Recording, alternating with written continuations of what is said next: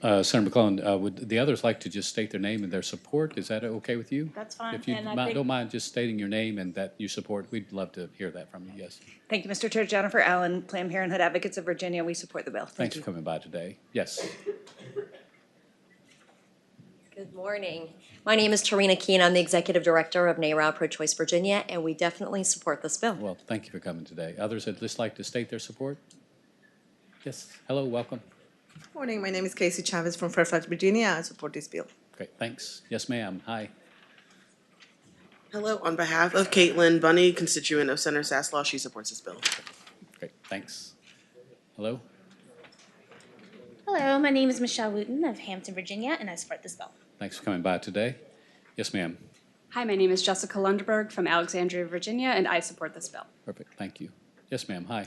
Good morning. My name is Nicole Graham from Alexandria, Virginia, and I support this bill. Thank you. Too. Okay, good. Yes. My name is Al Durante from Spotsylvania, Virginia, and I wholeheartedly and morally support this bill. Great. Thanks for your help. Good.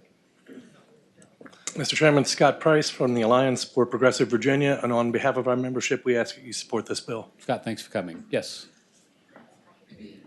My name is Patricia Joshi. I'm from Stafford, Virginia, and I support this bill tremendously, and I hope that you do vote it out of committee. Thank you. Thanks for coming.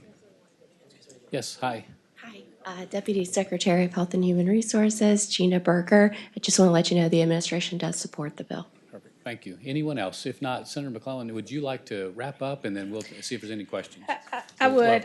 We'll take opposition. I'm sorry, but why don't we do opposition first? Yep. The opposition, there will also be a 5-minute clock. I apologize. Would you come forward and state your concerns about the bill?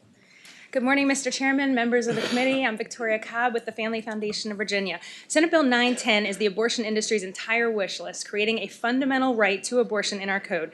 Everything they could possibly do to increase the volume of abortion and thus profit, with little concern for the emotional or physical well-being of women encountering this decision, and certainly no regard for the unborn in the path of destruction. This proposal removes all information that might allow a woman to make an informed decision, and which, even if she still chooses to go through with the abortion, would reduce the amount of regret after this life-altering decision. It also denies a woman the ability to see her ultrasound. This bill removes the standards that this body put into place to ensure that abortion facilities are safe. Since putting these standards into place, hundreds of safety violations have been addressed, including blood on the tables and medical equipment, mishandling of Schedule II narcotics, and the list goes on. But more than just removing the safety standards, this bill allows these would-be now uninspected centers that have shown themselves to be problematic during the inspections to now be doing second trimester abortions. The bill has 20-plus week abortions happening outside of a hospital. In this brave new pro-abortion world created in this bill, unless a woman is getting a later term abortion, she would not even be guaranteed a doctor would perform her abortion. Instead, she might have a surgical abortion performed by a midwife. One of the most egregious parts of this bill is that it vastly widens the currently narrow rationale where our law allows a third trimester abortion by no longer requiring that a woman's physical or mental health be substantially and unfixably impaired by concurrence of 3 doctors to legally have a second or third trimester abortion.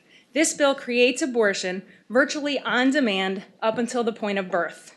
I don't think this committee, nor the larger body, wants to give its stamp of approval on the taking of life up until its birth. Sadly, this bill admits what we've known all along, that despite claims that abortion sympathizers only oppose clinic safety because supposedly the centers are already safe, despite claims that they only dislike informed consent because it has an ultrasound involved, and despite claims that when we're addressing abortion law, we're basically just talking about a blob of tissue in the early stages of life, this bill makes it clear that abortion industry and its sympathizers want it all. Unregulated, late-term abortion being performed by nurses and midwives, not even physicians. I'm disappointed I'm even having to stand here to talk about this radical shift of policy that is happening in concurrence with the fact that every year more and more Virginians are pro-life. Thank you.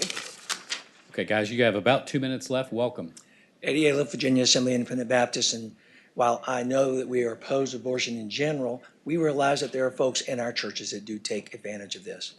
And we would want the safest possible facility for these women who are doing making a very difficult decision. And therefore, we prefer not to see any of the changes that are put forth in this bill. Thank you. Thanks for coming. Welcome. Mr. Chairman, members of the committee, thank you. Bill Ray with the Virginia Catholic Conference. I just want to make a few brief points. One, our contention is that abortion is not health care because it doesn't save lives, it ends them. Abortion is not safe because when it works properly, someone dies. But I will add one more thing. As long as our many social services and charities remain open, there are no unwanted children. I would say to anybody facing an unplanned pregnancy, please give us the child. We want the child. We have adoption services. We want the child. Give us the child. Thank you. Thanks for coming. We've got about a minute left. Yes, ma'am. Welcome. Good morning. Louise Hartz from Henrico County, representing the Virginia Society for Human Life. For 51 years, Virginia Society for Human Life has been there to protect the lives of the unborn. We oppose this Senate bill to 910. Thank you so much. Thanks for coming. All right. With that, we will stop the clock. And Senator, why don't you wrap up, and we'll have some discussion within the committee and vote. Thank you, Mr. Chair. Look, I know this is a very difficult, a very controversial decision. But these are decisions that are not made lightly. And these are decisions that, like any other medical procedure, should be between the person involved and their physician.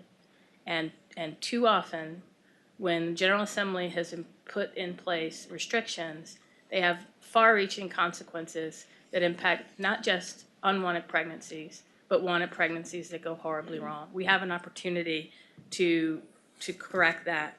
And all I would say is you don't need the state code to determine how someone is going to feel when they've made the very difficult decision to terminate a pregnancy.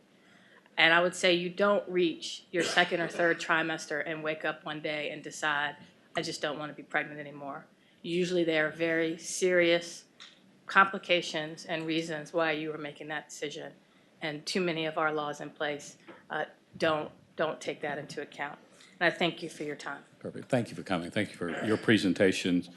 There discussion or motion on the bill, Senate Bill 910?